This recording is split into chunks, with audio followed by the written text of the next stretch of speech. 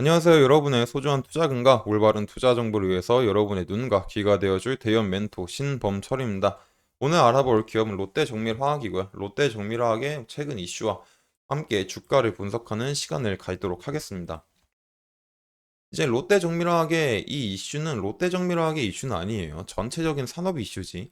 그래서 한총리 수소 무탄소 생태계 핵심 수소산업 발전 본격화다. 그래서 수소는 무탄소 에너지로서 우리나라가 주도한 글로벌 무탄소 생태계 확산을 위한 핵심 에너지원이다. 그리고 이제 미국, 유럽 연합 등 주요국은 수소 경제 글로벌 주도권을 확보하기 위해서 수소 생산, 투자, 세액 공제, 청정 수소 인증 제도 등으로 수소 경제를 발빠르게 추진하고 있다. 그래서 정부는 수소 경제와 사업 발전이 본격화할수록 실행 방안을 구체하고 더욱 속도감 있게 추진할 거다라는 점이죠. 그래서 현 정부는 전 정부에 이어서 수소 경제의 정책 방향을 유지하겠다라는 입장이죠. 그래서 이것들의 목표가 뭐냐라고 하면은 이런 청정수소, 청정수소 인증제 이런 것들을 통해서 앞으로 2030년도까지 수소차 30만 대 그리고 충전기 660기 이상 그리고 수소 버스 등 수소차 보급을 확대할 거다라는 점이죠. 근데 롯데 정밀화학은 제가 말했을 때 석케미칼 부분에서는 수소가 없었죠. 하지만 이 기사를 가져온 건 롯데 정밀화학은 국내 최대 암모니아 트레이딩 회사다. 그리고 이 암모니아로 수소를 만들 수 있다. 그러므로 수소를 만들 때 필요한 암모니아를 가장 많이 가지고 있는 롯데 정밀화학이 수혜를 입을 수 있다라는 점이죠. 그리고 세계 수소 인프라 시장 규모를 보게 되면 25년도에는 20조지만 2050년도에는 160조 원으로 8배가 증가하는 수치로 보이죠. 그렇기 때문에 이런 최근에 계속 암모니아를 이용한 수소를 만드는 기술이 계속 나오고 있기 때문에 이런 암모니아를 많이 가지고 있는 롯데정밀화학이 수혜를 입을 수 있다라는 점입니다. 근데 여기서 한 가지 궁금한 게 있을 수도 있어요. 아니, 왜 암모니아를 이용해서 수소를 만들고 수소를 연료로 쓰냐? 그냥 2차 전지 쓰면 되는 거 아니냐? 우리가 흔히 아는 리튬 배터리 그런 걸로. 하지만 2차 전지를 대형 선박이나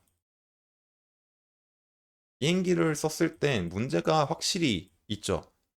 하나는 효율성입니다. 과연 이 지금 현재 2차 전지가 대형 선박과 비행기를 먼 거리를 운항시킬 수 있을 만큼 효율성이 나오냐라고 하면은 현재 나오지 않는다라는 거죠. 그러면 효율성이 안 나오면 그냥 비행기랑 선박에 뭐 두세 개씩 넣으면 되는 거 아닌가요? 라고 하면은 이것도 안 됩니다. 실제로 이런 모터 대신에 2차 전지를 넣는 거는 사실 그렇게 크게 어려운 기술이 아니고 그냥 넣으면 돼요. 하지만 문제가 뭐냐면 운행 거리가 안 나와서 일단 비행기는 멈추면 대형 사고가 나죠. 그리고 가장 문제는 이런 2차 전지는 금속과 액체로 만들어지기 때문에 확실히 무게가 증가한다. 그리고 이 무게 증가는 비행기 효율에 최악이고 또 착륙을 할 때 속도 조절이 안 된다라는 점입니다. 그리고 선박 같은 경우도 같은 배 안에 많은 물건을 싣고 싶지 굳이 무게가 많이 나가는 이런 배터리들을 두세 개씩 넣을까 하면은 확실히 이런 이득인 부분이 아니죠. 그렇기 때문에 이런 이제 대형 선박이나 비행기 같은 경우는 2차 전지 대신 이제 수소 탱크를 이용한 연료를 사용할 가능성이 높다라는 점입니다. 그리고 다른 하나가 뭐가 있냐면 이제 OECD에서 이제 8, 90%가 8, 90%의 물품이 이제 해운 운송, 해운으로 배송이 된다. 그리고 지금 현재는 미래에는 지금보다 이런 해운 운송이 3배는 더 증가할 거다라는 거죠. 그런 점에서 이제 그 환경보호기금이 이제 비영리 단체인 이제 RIT 인터내셔널에 의뢰를 한 리포트가 있습니다. 이제 의뢰를 해서 맡긴 리포트니까 이런 부분은 환경보호기금에 유리한 방향으로 이제 작성이 됐을 거예요. 하지만 그래도 내용을 한번 살펴보자면 결국에 이런 화학 연료를 사용해서 기후 변화가 생겼죠.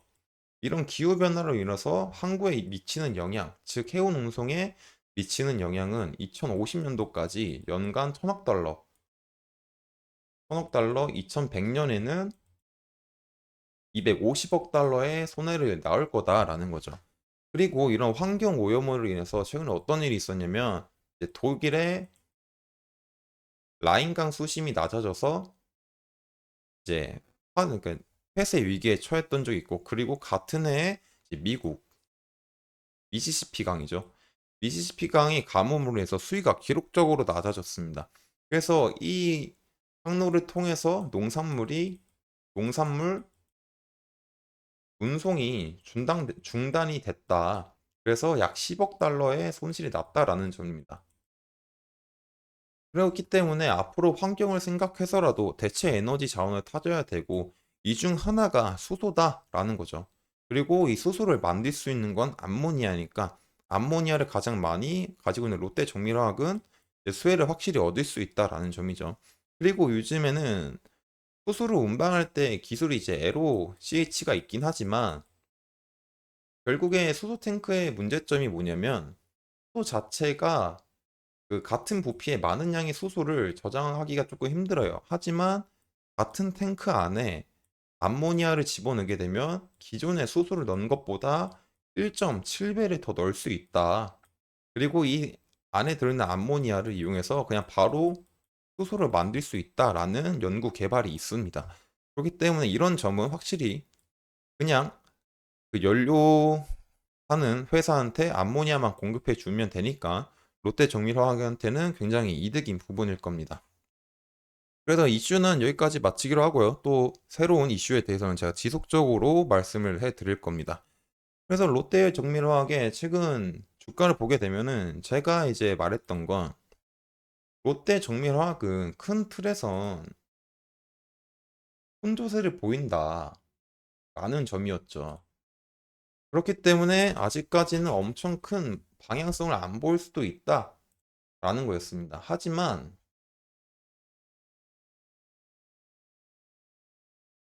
하지만 이제 그 중간에 매물대가 한 6만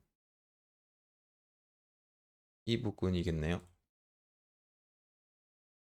하지만 날봉에서는 어느 정도 배열이 갖춰지고 있다. 5, 10, 20, 그리고 60이 돌아가고 있으니까 어느 정도 상방의 흐름이 나올 수도 있다라고 말씀드렸죠.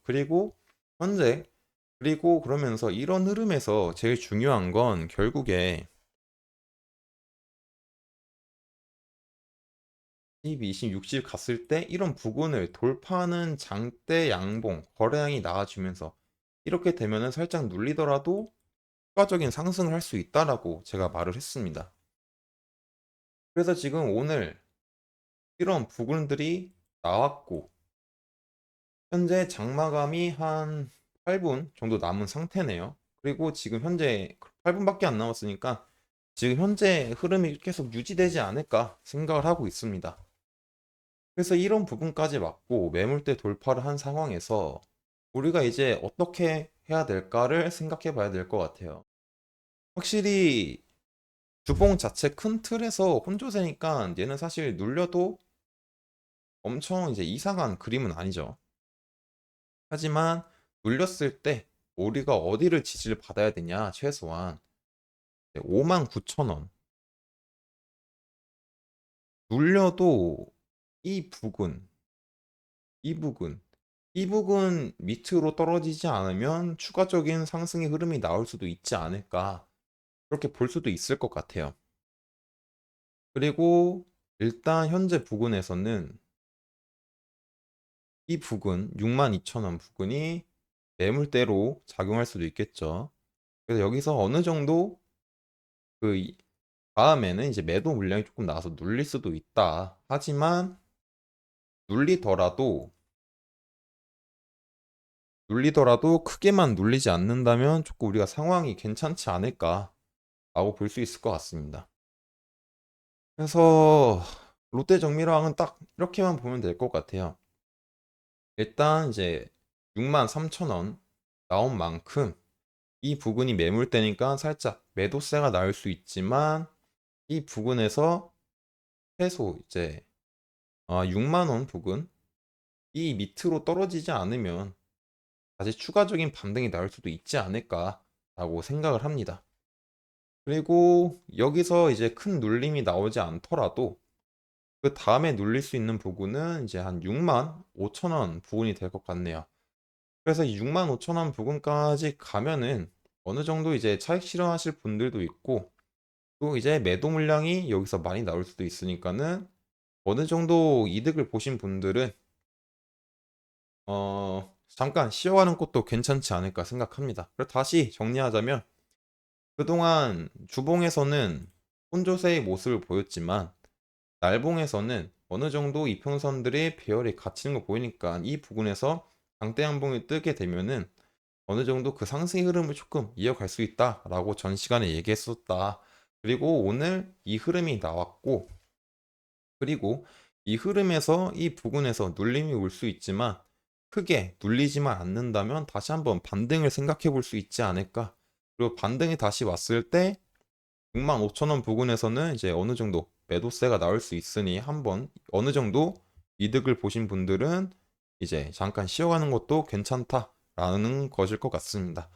이상 차트 분석 여기까지 하고 추가적인 이슈와 추가적인 흐름에 대해서는 제가 지속적으로 체크를 해서 여러분들한테 알려드릴 예정이니 롯데정밀화학에 관심 있으신 분들은 지속적인 확인을 해주셨으면 좋겠습니다. 이상 대여 컴퍼니 멘토 신범철이었습니다.